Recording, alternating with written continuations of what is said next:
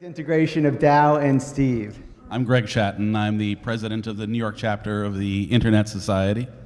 And Jonathan is on the board of the Internet Society New York chapter and also Brooklyn Legal Hacker par extraordinaire. So we thought we'd talk a little bit about the two organizations, what they can do for each other, what commonalities, differences. We have a nice banner here. It also tells you how to join the Internet Society. Anyone can join, but you don't know what it is yet, so why would you do that? But hopefully you'll know in a few minutes. And so I'll sit here and have a large blue light shine on my face. So I want to say, I've been a member of the Internet Society for probably 20 years at this point. Legal Hackers has only existed, where's the gang? What, 8 years? 7 years? 2012, seven years. The Internet Society always felt like my sort of policy home since I found out about the Internet Society when I was probably living in DC at the time. Legal Hackers has become my home in recent years. And it always sort of intrigued me, the possibility of a merger between the two, at least more collaboration between the two. The only time I've ever really seen the collaboration is in the form of Jolie here, who is essentially ubiquitous both in ISOC and Legal Hackers and has bridged the communities very well. But we've never really worked together on policy initiatives or other activities. And I want to, if I can ask you the first question, what is ISOC? What does it do? What's its mission? ISOC, which is short for the Internet Society and should not be confused for iSOCs, which are these socks right here with the Internet Society logo. Was founded by essentially the inventors of the internet. Vint Cerf, Bob Kahn, other people who initially decided, that it could be cool if two computers could be joined together and talk to each other, which, happened not so long ago. And after they went off and did that, they thought, well, that has no conscience. Shouldn't the internet have a conscience? And basically the Internet Society is the conscience of the internet. It exists to support the idea of a global, interoperable, open to everyone, permissionless, hopefully trustworthy, secure internet. The idea that the internet is for everyone is that's the elevator pitch. And if you think about it, an internet was probably inevitable. The internet as we have it today, a network of networks that is essentially not more than a handshake in many ways between all these different network operators and nodes that somehow underlies everything that we've been talking about in this room all day. That was not inevitable, but kind of the way it got its start and the way it kept going as something that's rooted in kind of certain set of principles is what the Internet Society supports, and then it does that in some very concrete ways as well, because it's not just a philosophy. Okay, so in concrete ways, what does it do? I've been, for varying times in my connections with the Internet Society, we've tried to get involved in all sorts of different issues, policy issues, some technical issues, et cetera. What is your sense of what the Internet Society does, has done, and could do? Because that will inform it, to some extent, what goes on with Legal Hackers and what goes on with other folks in this room and how you can actually succeed as a global organization. Sure. So the Internet Society is both global and local. There is the Internet Society, which is a global non-governmental organization which is headquartered in the United States, has its legal personality in Virginia, I believe. But in any case, that is a global organization. Then there are a series of independent chapters which are kind of members of ISOC, but also have their own independent identity and sometimes have their own priorities that may be part of the ISOC priorities, may even be different. So ISOC New York is a 501c3 New York corporation that was founded in 1997. So it's older than ICANN, it's older than that dog probably, and, not older than me, but ISOC Global was founded in 1992, but both of them kind of exist to have priorities both globally and locally. So the big Internet Society is a reasonably well-funded professional organization, and ISOC New York is a unreasonably unfunded organization of volunteers and people who believe that the internet needs to be both secured and protected and coddled and also let off the leash. And So our priorities in New York are to really several, both a priority both globally and locally is community networking, trying to get more people literally connected to the internet. And that could be both in a refugee camp or it could be in Harlem. It could be in Brooklyn. There's actually NYC Mesh, which many of you may have heard of. Community network is kind of an activity that we sponsor and kind of provide an umbrella for. And we also deal with other sorts of connectivity type issues, but also deal with issues about security on the Internet of Things, secure routing, and the making of internet policy, and the idea that policy should be bottom-up and multi-stakeholder and driven by the end user. All right, so I don't know if that's true. All right, I'm very active with the New York chapter of the Internet Society, and to me it's a bunch of very virtuous, hippie, techie do-gooders. All right, a lot of that's how I sort of feel when I'm in the ISOC New York community. I would not disagree with that as kind of the expression of the current expression. Or that's not what I feel when I am participating in Internet Society Global. All right, what I feel there, and this is where I think the disconnect is, and this is where I think those of us in the blockchain space, computational law space, legal hacker space could learn from what I think are the differences between local ISOC and global ISOC.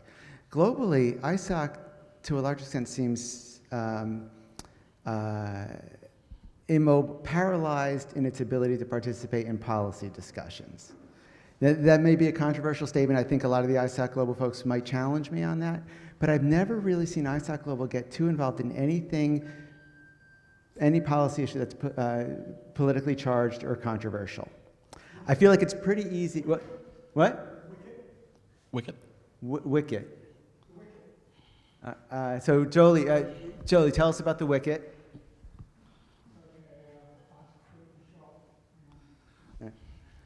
This may be the exception proving the rule, but we'll see. One thing to keep in mind, ICANN is ISOC is what it can be called an I-STAR organization. It is a kind of a global organization that deals with other internet governance organizations, and this is an internet governance controversy. The Wicket, Benny, remind me, is he here?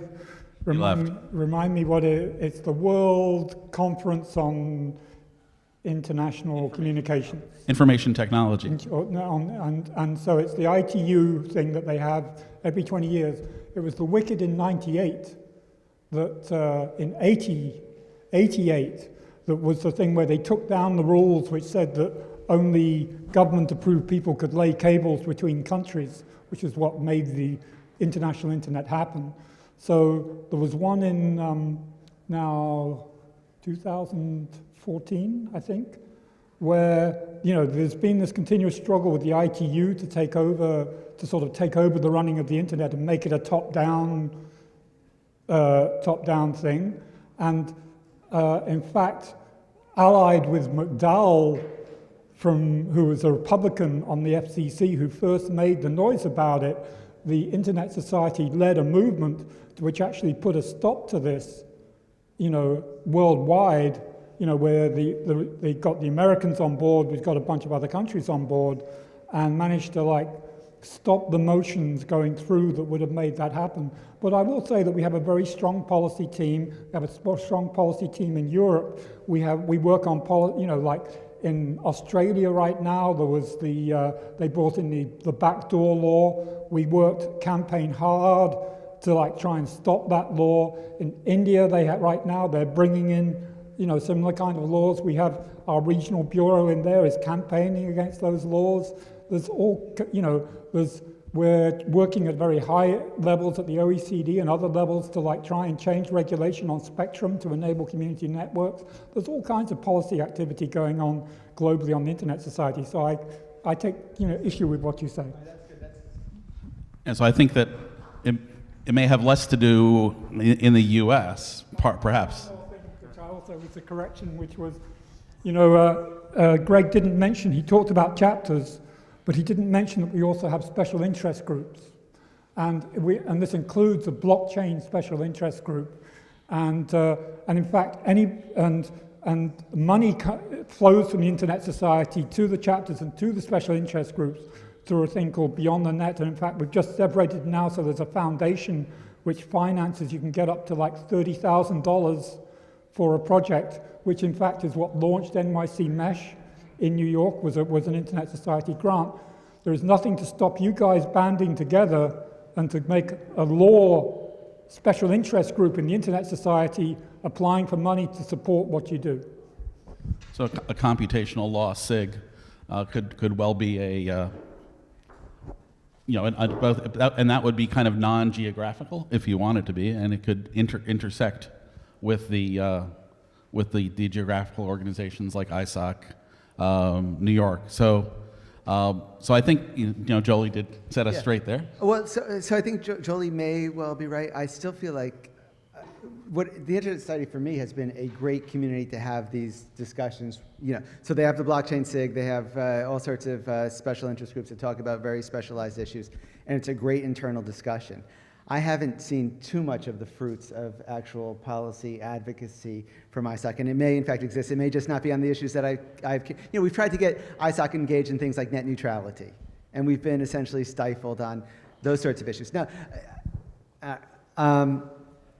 I'm mostly trying to flag this as a sort of as a background learning tool for the rest of us. Neutrality, the thing is that globally, we've tried to keep the internet as an open, independent thing that's free of regulation as much as possible. So supporting regulation at one level domestically in America would screw us worldwide, because all these other countries would say, okay, well, you're for it there, so we're going to clamp down on it. So that's basically, we've got the wider view. So when we first started Legal Hackers, our first ever legal hackathon was essentially a talkathon. It was all a bunch of lawyers, no technologists in the room, trying to figure out how we could do things, but not having the technical expertise to actually get things done. After our first hackathon, which I think was successful, we tried to branch out and figure out how we tap into the internet community, the tech community. This is how we actually tapped into folks like Daza. We thought, where is there a world-class technology university that doesn't have a law school of its own that could be our tech partner on a lot of our legal hack issues? Yes, so Daza got heavily involved and helped us build the global legal hackers community and build in some tech chops to it. I feel like Internet Society is another vehicle for us as primarily lawyers. It looked like the predominant, most of us were in fact lawyers. Another community for us to tap in, not just to tech universities, but also into the global internet community through ISOC. So I thought when Legal Hackers we're now at 140 chapters around the world. How many chapters does ISOC have? It's over 100. I'm not sure the exact number. About the same. Oh, is it? I figured you had a lot more than us. But to the extent we have overlapping footprints and overlapping chapters, I feel like we should always be doing things in sync with ISOC. I think it's good sense. I mean, ISOC, each chapter is grassroots where it is. They have different priorities. Outside the United States, the chapters are largely nationally based, although, especially where you have, so there's an ISOC Quebec as well as an ISOC Canada, so we deal with those things. But essentially, that's why there aren't more chapters, because out in the US, we have chapters in different cities, but outside, largely, there's one or two chapters in a country, and until there's a second chapter, the first chapter essentially represents the country. So maybe my initial premise was wrong. It was that ISOC was emasculated and can't participate in global policy formation as an advocacy vehicle. I always had this concern that legal hackers might be similarly curbed from pursuing courageous policy initiatives, and should that be something we do? So here we're all talking about blockchain. We all probably come from different perspectives on the extent to which blockchain should or should not be regulated. It sounds like most of us are more blockchain libertarian than blockchain overseers, I guess. That might be a fair. Well, in that sense, there is a commonality, as Jolie was mentioning. The idea is to be non-regulated, permissionless, and to find ways to work together, kind of across or ignoring borders, and without engaging kind of the power of the state, because the problem with the power of the state is, depending on the state, you may not like the power that it exercises. So I think in that way it's similar. And internet governance generally deals with the issues very much of how do you regulate or govern or keep hands off of something that essentially is everywhere and nowhere. All right, I think we got to wind down. I should say, to some extent, I think a lot of us were probably internet utopians for many, many years. I think in recent years, some of us may have been woken up by the potential dark side of the web. I suspect the Internet Society is heavily involved in some of those issues. I suspect that many in the legal hackers community are also. I think, how much does it cost to join the New York chapter of the Internet Society? Absolutely nothing. So it's free. So is there any reason why someone shouldn't just sign up for the Internet Society? Absolutely not. All right. So the way you join the Internet Society, and I'll take away the voice of God here, right there, internetsociety.org. I'll leave some materials on the back table where the pizza grease is. And basically, you go to internetsociety.org, you sign up, and then you can choose to join a chapter or more than one chapter or a special interest group. So I'd recommend everyone here should at least join the New York chapter and the blockchain SIG. And then look at other things there that might interest you, and get involved. The Internet Society New York chapter is basically what we make of it. It is not, it can support many things, it can contain multitudes, it can move in different directions, it can take advantage of the support of the global Internet Society in many different ways. And I think that it's really only limited by our own inventiveness and our own blood, sweat, and tears. And for those of you who are not members of the New York chapter of Legal Hackers, that is also, as I recall, free? Absolutely free. Yeah. All right, so worth joining too. They're both good, to the extent the Internet Society works with the UN and ICANN and other NGOs and government groups. It's a great way to meet government officials, world government leaders, and to educate them on the issues of importance to us also. Absolutely. All right, Raina, any parting words? Who remembers the 3 laws of the Tao of Steve? Be excellent. What's the second one? Be excellent. The last one is be excellent, be something, be gone. And when you say the Tao of Steve, do you mean the Distributed Autonomous Organization of Steve? I mean the movie. Oh, okay. Do you remember the second one? Be excellent. Be excellent. It's a way to pick up women. You're supposed to be excellent in her presence. You're supposed to be something else, and then you're supposed to be gone, absent, so that you... I think the 4 beings on this couch are not... With that, I'm just trying to say we shall be gone now. Yes, here we go. Yay!